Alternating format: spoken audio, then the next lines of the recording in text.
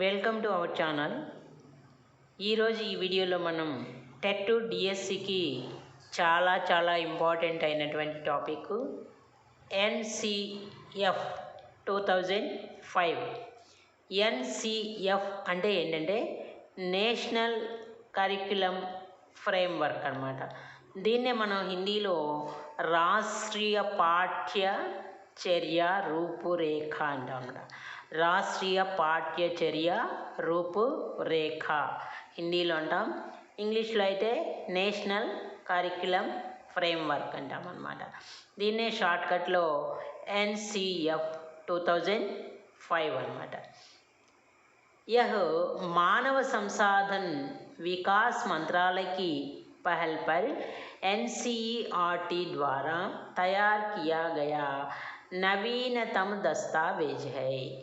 మరి ఈ పాఠ్య చర్య రూపురేఖ అంటే అసలు ఈ రాష్ట్రీయ పాఠ్య చర్య అంటే ఏంటంటే ఇది మానవ సంసాధన వికాస్ మంత్రాలయం ద్వారా ఎన్సిఈఆర్టీ ద్వారా తయారు చేయబడినటువంటి ఒక కొత్త దస్తావేజ్ అన్నమాట. एनसीईआरटी द्वारा तैयार किया गया नवीनतम दस्तावेज क्या है అంటే రాష్ట్రీయ పాఠ్య చర్య. మరి किस मंत्रालय के अधीन में चला అంటే మానవ సంసాధన వికాస్ మంత్రాలయ అన్నమాట. మరి ఈ ఎన్సిఎఫ్కి ప్రొఫెసర్ ఎవరంటే దీనికి యశ్పాల్ की अध्यक्षता में तैयार किया गया था. మరి ఈ మానవ సంసాధన ఎన్సిఎఫ్ ఎవరి అధ్యక్షతన దీన్ని తయారు చేయబడింది అంటే ప్రొఫెసర్ యశ్పాల్ అన్నమాట. Theme of NCF 2005 learning without burden. మరి ఈ ఎన్సిఎఫ్ 2005 దీని యొక్క థీమ్ ఎయిమ్ ఏంటంటే లెర్నింగ్ వితౌట్ బర్డెన్ అంటే బర్డెన్ లేకోకుండా నేర్చుకోవడం ఎలా. ఎలా ఉద్భవించిందంటే రాష్ట్రీయ పాఠ్యాచారికి రూపురేఖ 2005 की उत्पत्ति रविंद्रनाथ ठाकुर के सभ्यता की संस्कृति नामक निबंध से हुई है. మరి దీని ఉద్భవం ఎలా జరిగింది అంటే రవీంద్రనాథ్ ఠాగూర్ రాసినటువంటి సభ్యతాకి సంస్కృతి అనే నిబంధ నుండి జరిగిందనమాట. సభ్యతాకి సంస్కృతి నిబంధ కిస్కి హై అంటే రవీంద్రనాథ్ ఠాగూర్ है. रविंद्रनाथ की निबंध क्या है అంటే सभ्यता की संस्कृति. राष्ट्रीय पाठ्यचर्या की रूपरेखा 2005 किसके आधार पर उत्पत्ति हुई అంటే సభ్యతా की సంస్కృతి నామక నిబంధ పర్ అని. ఇక్కడ ఈ కొంచెంలో మనకి 3 క్వశ్చన్స్ వస్తాయి అన్నమాట. రాష్ట్రీయ పాఠ్యచర్య రూపురేఖ 2005 ఎలా ఉద్భవించింది, ఎలా ఉత్పత్తి జరిగింది అంటే రవీంద్రనాథ్ ఠాగూర్ రాసినటువంటి సభ్యతాకి సంస్కృతి అనే నిబంధ నుండి ఉత్పత్తి జరిగిందనమాట. సభ్యతాకి సంస్కృతి నిబంధ ఎవరు రచించారు, ఎవరు రాశారు అంటే రవీంద్రనాథ్ ఠాగూర్.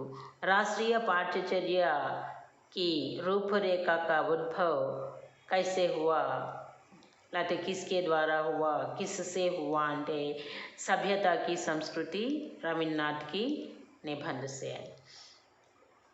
ఇప్పుడు यह शिक्षा के क्षेत्र में प्रमुख दस्तावेज है. शिक्षा के क्षेत्र में प्रमुख दस्तावेज क्या है అంటే राष्ट्रीय पाठ्यचर्य. शिक्षा के क्षेत्र में प्रमुख दस्तावेज राष्ट्रीय पाठ्यचर्य अన్నమాట.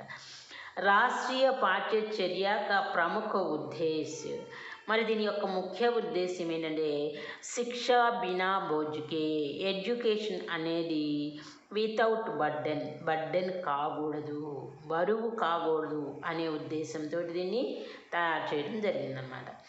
भारत में अब तक 3 राष्ट्रीय पाठ्यचर्या दस्तावेज बन चुके हैं. ఇప్పటివరకు భారతదేశంలో 3 రాష్ట్రీయ పాఠ్యచర్య దస్తావేజులు తయారైనవి. అవి ఎప్పుడంటే రాష్ట్రీయ పాఠ్యచర్య ఏక్ అన్నమాట. ఇది 1975లో. రెండవ పాఠ్యచర్య ఎప్పుడంటే 1988. మూడవ పాఠ్యచర్య ఎప్పుడంటే 2000. ఇప్పుడు జరుగుతుంది నాలుగోది అనమాట. రాష్ట్రీయ పాఠ్యచర్య 2005 అనేది నాలుగోది అన్నమాట. ఇప్పటివరకు మనం ఈ పేజీలో నేర్చుకుందంటే NCF 2005 అంటే NCF అంటే నేషనల్ కరికులం ఫ్రేమ్వర్క్ అనమాట. దీన్నే రాష్ట్రీయ పాఠ్యచర్య అంటాం అనమాట. ఈ రాష్ట్రీయ పాఠ్యచర్య అనేది ఏ మంత్రాలయం ద్వారా మొట్టమొదటి ఇచ్చేశారు అంటే మానవ సంసాధన వికాస్ మంత్రాలయ ద్వారా, NCERT ద్వారా దీన్ని కొత్త దస్తావేజీని తయారు చేయడం జరిగిందనమాట. దీనికి అధ్యక్షుడు ఎవరు అంటే ప్రొఫెసర్ యశ్పాల్ అనమాట. దీని యొక్క ముఖ్య ఉద్దేశం ఏంటంటే లెర్నింగ్ వితౌట్ బర్డెన్, శిక్ష బినా బోజుకే అని అర్థం అనమాట. మరి దీని యొక్క ఉద్భవం ఎలా జరిగింది అంటే రవీంద్రనాథ్ ఠాగూర్ రాసినటువంటి సభ్యతకి సంస్కృతి నిబంధ నుండి దీని ఒక ఉత్పత్తి జరిగిందనమాట. ఇది శిక్షా క్షేత్రంలో చాలా ముఖ్యమైనటువంటి దస్తావేజ్ అనమాట. ఇప్పటి వరకు కూడా పాఠ్యచర్య రాష్ట్రీయ పాఠ్యచర్య దస్తావేజులు 3 తయారైనవి. 1975 ఒకటి, 1988 ఒకటి, 2001. ఇప్పుడు 2005 నుండి 4వది జరుగుతూ ఉందన్నమాట. राष्ट्रीय पाठ्यचर्या की रूपरेखा 2005. 2005 के NCF का प्रारंभ शिक्षा शास्त्री रवीन्द्रनाथ ठाकुर सभ्यता और प्रगति को आधार मानकर किया गया था. ఈ NCF అనేది రవీంద్రనాథ్ ఠాగూర్ ద్వారా సభ్యత और प्रगति సభ్యత की संस्कृति को आधार मानकर किया गया था. రవీంద్రనాథ్ రాసినటువంటి సభ్యతకి సంస్కృతిని ఆధారంగా చేసుకొని దీన్ని మొదలుపెట్టడం, రూపొందించి ఉద్భవించడం జరిగింది. भारत सरकार के द्वारा रूपरेखा तैयार करने के लिए UGC के पूर्व अध्यक्ष प्रोफेसर में 23 सदस्यों की समिति का गठन किया है. మరి భారత ప్రభుత్వం ద్వారా ఈ రూపురేఖను తయారు చేయడం కోసం యూజీసీలో పూర్వ అధ్యక్షులు ప్రొఫెసర్లుగా చేసినటువంటి వాళ్ళు 23 మంది సభ్యులతోటి ఈ సమితిని ఏర్పాటు చేయడం జరిగింది. इस समिति के द्वारा 21 राष्ट्रीय बिंदुओं को मद्देनजर रखते हुए 21 समूहों का गठन किया गया है. ఈ సమితి ద్వారా 21 రాష్ట్ర బిందువుల్ని దృష్టిలో పెట్టుకొని 21 సమూహాలని ఏర్పాటు చేయడం జరిగింది అన్నమాట. NCF 2005 का निर्माण मानव विकास संसाधन मंत्रालय की देखरेख में किया गया है. NCF 2005 దీని నిర్మాణము మానవ వికాస సంసాధన మంత్రాలయం యొక్క అనుసరణలో, దాని యొక్క పర్యవేక్షణలో జరిగిందనమాట. మానవ వికాస్ సంసాధన మంత్రాలయం యొక్క పర్యవేక్షణలో NCF 2005 నిర్మించబడిందన్నమాట. మరి ఈ NCF 2005కే ఉద్దేశం ఏంటి?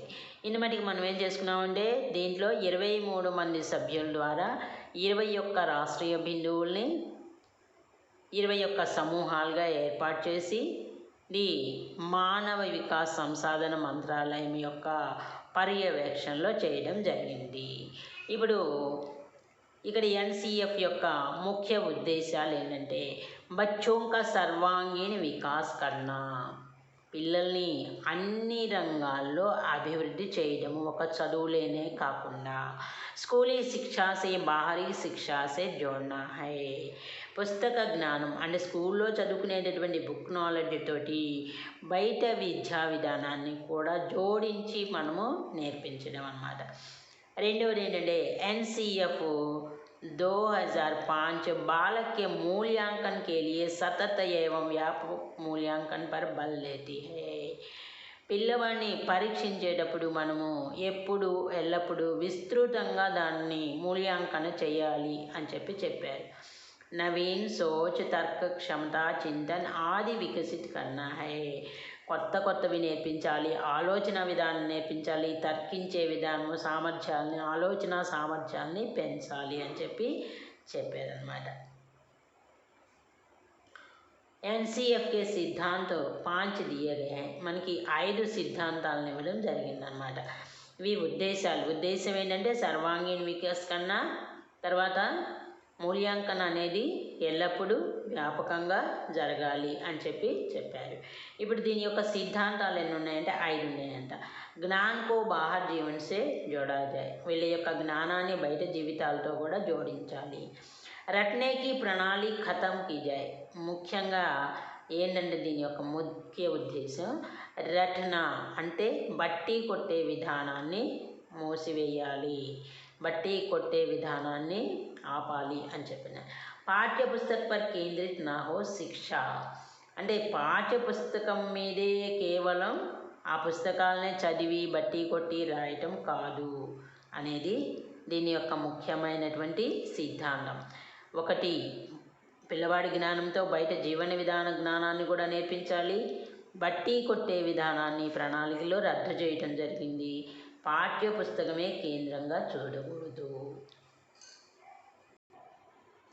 4th वन, कक्षा को गतिविधियों से जोड़ा जाए, इन्हें लचीला बना जाए, అంటే వీని తరగతుల గదుల్లోనే కాకుండా ఖేల్ మే సిఖా జాయ్, ఆటల ద్వారా దాన్ని ఇంకా కాస్త వ్యాపకంగా చేసి నేర్పించటం అనేది దీని యొక్క ముఖ్య ఉద్దేశం అన్నమాట. రాష్ట్రీయ మహత్వ బిందువుకో పాఠ్యక్రమ మే షామిల్ కియా జాయ్, రాష్ట్రీయ మహత్వ బిందువుల్ని ఈ పాఠ్యక్రమంలో చేర్చాలి అనేది. एनसीएफ 2005 में रूपरेखा के तहत सभी भाषा में 8वीं अनुसूची किया गया अनुवाद है. ఈ एनसीएफ 2005 అనే రూపురేఖని అన్ని భాషల్లో కూడా 8వ అనుసూచిలో అనువదించబడిందనమాట. ఎన్సిఎఫ్ మహత్వపూర్ణ బిందు ఇంపార్టెంట్ పాయింట్స్ ఏంటంటే, 1 రటనే సే ముక్త, బై హ్యాడ్ సెక్షన్ని దూరం చేయాలని. శిక్ష బాల కేంద్రితో, శిక్ష పిల్లవాడి కేంద్రితంగా ఉండాలని. భారత సర్కార్కే ఎంహెచ్ఆర్డి అంటే అబ్రివేషన్ ఏంటంటే ministry of human resource development, ministry of human resource development अनమాట. ఈ पहल पर प्रोफेसर यशपाल की अध्यक्षता में समिति बनाई गई है. ప్రొఫెసర్ యశ్పాల్ గారి అధ్యక్షతలో ఈ సమితి ఏర్పాటు చేయడం జరిగింది అని చెప్పుకున్నాం అన్నమాట. పాఠ్యక్రమ ज़्यादा से ज़्यादा व्यावहारिक होना चाहिए, మనకున్నటువంటి పాఠ్యక్రమాలు సాధ్యమైనంత ఎక్కువగా వ్యవహారపరంగా ఉండాలి. पाठ्यक्रम में सुधार लाने हेतु अपनाया गया 2005 एनसीएफ 2005 14 एवं 15 जुलाई 2004 की बैठक का परिणाम है. జూలై 14-15 తారీఖుల్లో 2004లో జరిగినటువంటి సమావేశం యొక్క ఫలితమే ఈ 2005 ఎన్సిఎఫ్ 2005 దాని యొక్క ఫలితము అని చెప్పన్నారు.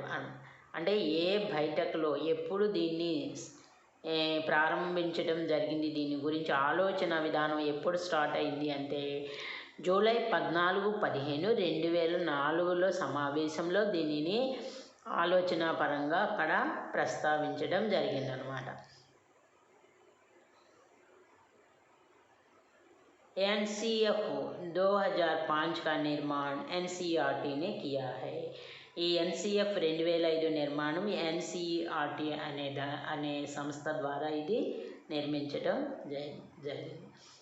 ఇక్కడ పిల్లవాడికి సర్వాంగీణ వికాస్ చేయటము, రటనేకి పద్ధతిని దూరం చేయటం, శిక్ష బాలకేంద్రితోన, తర్వాత భాష బచ్చేకి మాతృభాష హోగి, ఇక్కడ ఏంటంటే మాతృభాషలోనే విద్యా విధానం జరగాలి అనేది ముఖ్యమైనటువంటి పాయింట్ 4 అన్నమాట. 1 బాలకేంద్రిత హోనా, రటనే సే ముక్త హోనా, తర్వాత శిక్ష బోझ నా హోనా, తర్వాత भाषा बच्चे की मातृभाषा में होना అన్నమాట.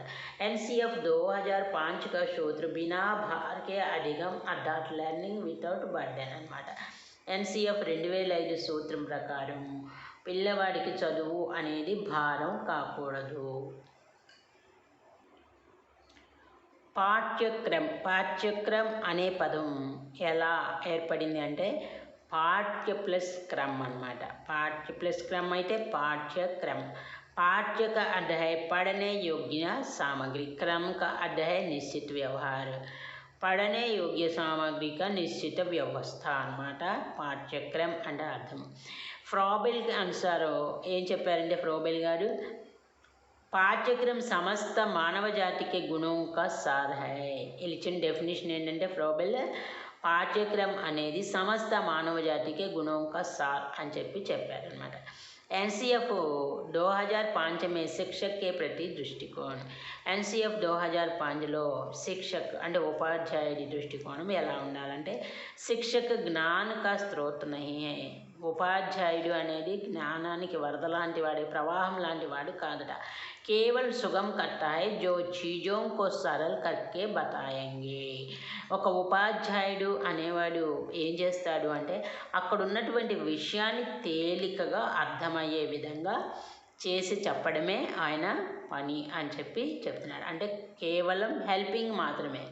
ఇందులో శిక్ష అనేది బాల కేంద్రిత అన్నారు. శిక్షక్ అనేవాడు కేవలం హెల్పింగ్ మాత్రమే. ఇప్పుడు నేను చేసేది మీకు హెల్పింగ్ మాత్రమే, కానీ మీరు దాన్ని కష్టపడి చదువుకొని మీరు సక్సెస్ అయితే అది ఎన్సిఎఫ్ అనుకోవాలన్నమాట. అంతేగాని నేను కష్టపడి చేయటం కాదు కదా. ఇక్కడ బాల కేంద్రిత అన్నప్పుడు ఏంటంటే శిక్షక్ అనేది ఒక హెల్పింగ్ మాత్రమే. మీకు రానటువంటి విషయాల్ని తేలిగ్గా అర్థమయ్యేటట్టు మీకు అర్థమయ్యే చెప్పడమే శిక్షక్ యొక్క పని అని చెప్పారన్నమాట.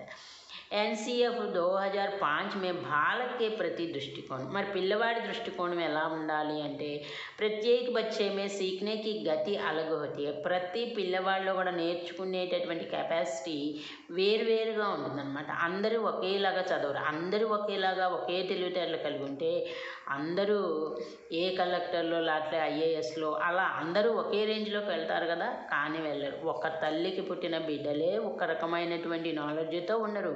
ఒకళ్ళు హై లెవెల్కి వెళ్తే ఒకళ్ళు చాలా లో లెవెల్కి వెళ్తారు. అట్లాగే మరి స్కూల్లో రకరకాలైనటువంటి పిల్లలు వస్తూ ఉంటారు. మరి వాళ్ళందరి యొక్క తెలివితేటలు వాళ్ళందరూ నేర్చుకునేటటువంటి గతి ఒకే రకంగా ఉంటుందంటే ఉండదన్నమాట, వేరువేరుగా ఉంటుంది. తో హర్ ఏక్ బచ్చే మే కరికులం బి అలగ్ హోనీ చాయే. అలాగే మరి పిల్లవాళ్ళు కూడా మనం ప్రతి పిల్లవాడికి అతని స్టాండర్డ్ని బట్టి మనం ఈ పాఠ్యక్రమం అనేది వేరువేరుగా చెప్పాలన్నమాట. ఇప్పుడు మనం స్కూల్లోనే చూస్తున్నాం, బాగా చదివేవాడు ఉంటాడు అనుకోండి, వాడికి ఏం చేస్తాం, లెసన్ మొత్తం చదవరు, లెసన్లో క్వశ్చన్స్ అన్నీ చదవమని చెప్తాం.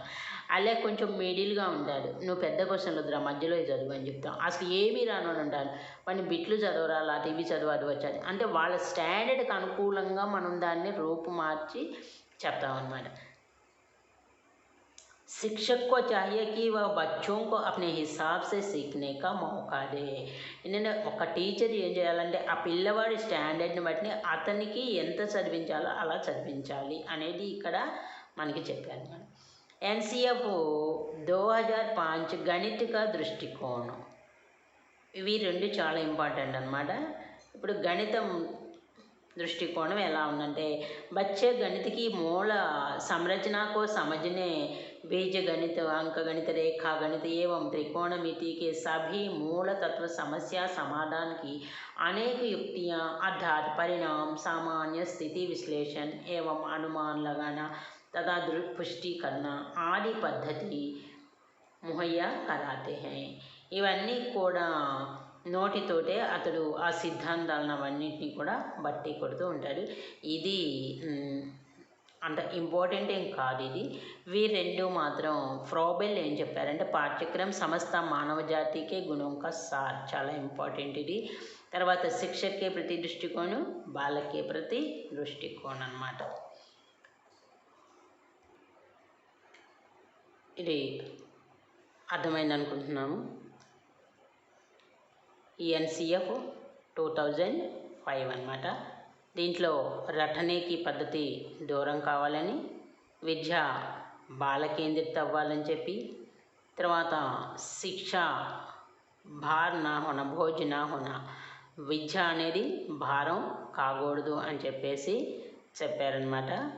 దీంట్లో ఎవరి అధ్యక్షతన ఇది ఏర్పాటు చేశారు అంటే ప్రొఫెసర్ యశ్పాల్ అధ్యక్షతలో ఇది చేశారు. ఇప్పటివరకు 3 పాఠ్యచర్యలని, అవి ఇప్పుడు 4ది 2005లో జరుగుతూ ఉందన్నమాట. తర్వాత ఫ్రాబెల్ చెప్పింది ఏంటంటే పాఠ్యక్రమ సంస్థ మానవ జాతికి గుణం కా సార్ అన్నమాట. ఇది మానవ వికాస సంసాధన్ మంత్రాలయం యొక్క దాని యొక్క అధీనంలో జరిగిందనమాట. దీంట్లో పిల్లవాడిని సర్వాంగీణ వికాసం చేయాలి అనేది ఒక ముఖ్యమైనటువంటి లక్ష్యం అన్నమాట. రవీంద్రనాథ్ ఠాగూర్ రాసినటువంటి సభ్యతకి సంస్కృతి అనేటటువంటి నిబంధన ద్వారా ఇది ఆధారాన్ని చేసుకొని దీన్ని ప్రవేశపెట్టడం జరిగిందనమాట. ఎన్సిఎఫ్ అంటే నేషనల్ కరికులం ఫ్రేమ్వర్క్, దాన్ని హిందీలో రాష్ట్రీయ పాఠ్యచర్య అని చెప్పి అంటామన్నమాట. ఇది ఎన్సిఆర్టీ ద్వారా కొత్తగా చేపట్టినటువంటి నవీనతమ దస్తావేజ్ మానవ సంసాధన్ వికాస్ మంత్రాలయం ద్వారా అన్నమాట. ఈ వీడియో మీకు నచ్చితే లైక్ చేయండి, షేర్ చేయండి. అలాగే కొత్త వాళ్ళైతే ఛానల్ సబ్స్క్రైబ్ చేసుకోండి. మీకు టెట్ డిఎస్సి కావాల్సినటువంటి మెటీరియల్ డిస్క్రిప్షన్లో టెట్ డిఎస్సి హిందీ అని ఉంది. దాంట్లో వీడియోస్ అన్నీ కూడా టెట్ డిఎస్సికి సంబంధించినవే ఉన్నాయన్నమాట. Thank you all of you, all the best.